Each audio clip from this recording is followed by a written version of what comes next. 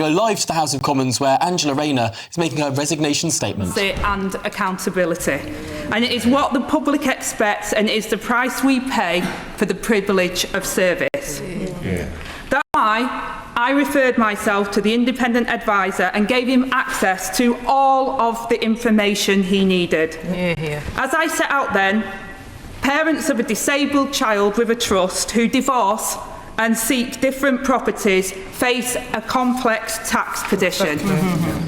If there is one good thing, Mr. Speaker, that can come out of this, I hope that other families in the situation may now be aware of that and avoid getting into the position that I am now in.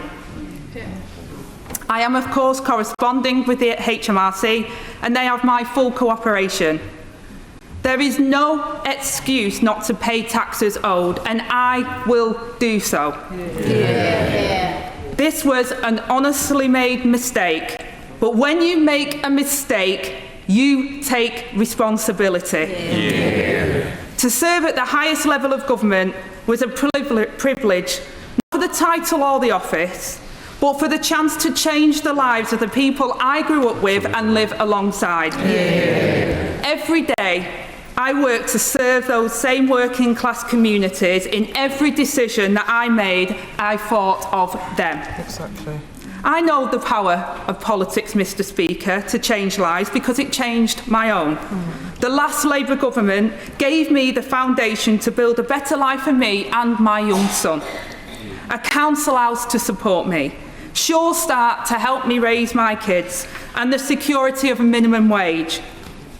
A good job and decent, secure home is not too much to ask. Exactly. But for too many, it is out of reach. That is what I was determined to change. For the people, all of us on these benches are fighting for, and we must keep fighting for. That's why, despite the fierce criticism and the relentless lobbying from vested interests, I'm so proud, Mr. Speaker, that within weeks, our landmark employment rights bill will become law.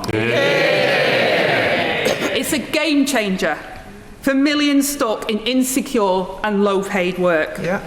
It will give them dignity and security that they deserve.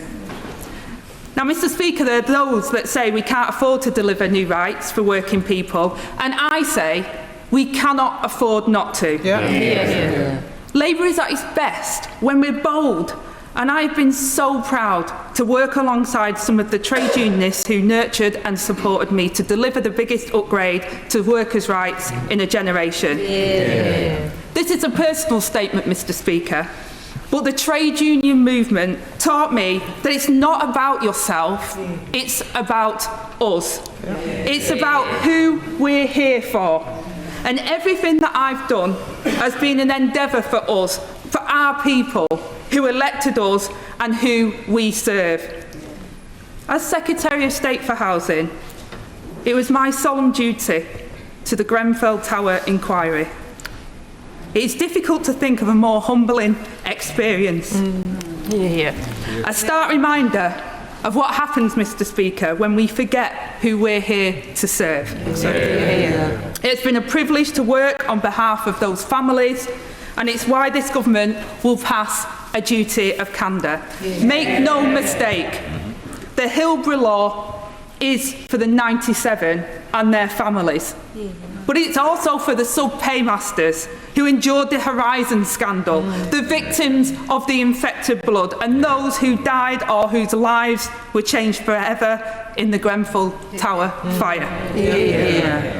A line in the sand that says the public will always come first. And I'm also incredibly proud that this Labour government provided the biggest investment in social and affordable housing in a generation. It was the foundation of a decent home that gave me the security to build my life on. Now we must provide a safe and decent home to millions of people across this country. And when our Renters' Rights Bill returns to the House this afternoon, we will give a generation of renters the protections, the security and the rights that they deserve. From votes at 16 to historic investment in homelessness prevention, neighbourhood renewal, to fair funding for the whole country, and putting power back where it belongs, in the hands of working people everywhere. I was proud to lead, but we achieved together. With my honourable friends on these benches and the support of our entire movement, the lifeblood of this Labour government. When I think back about how far I've come, I remember when, at age 16, I was pregnant with my child, needing a job and a home. People wrote me off, assumed that I'd be on benefits the whole of my life. But, Mr. Speaker, I wanted to prove them wrong. I've carried that with me, whether it's on these benches, at the dispatch box, or representing this country abroad. The support and advice of so many friends and colleagues has kept me going. But I want to give a special mention to my excellent ministerial and parliamentary team, my honourable friends, the members for Greenwich and Woolwich, Oldham, West and Royton, Nottingham North and Kimberley, Wellingborough, Huddersfield and Gateshead, and my noble friends, Lord Khan and Baroness Taylor, and my superb parliamentary and political staff, and the many excellent civil servants.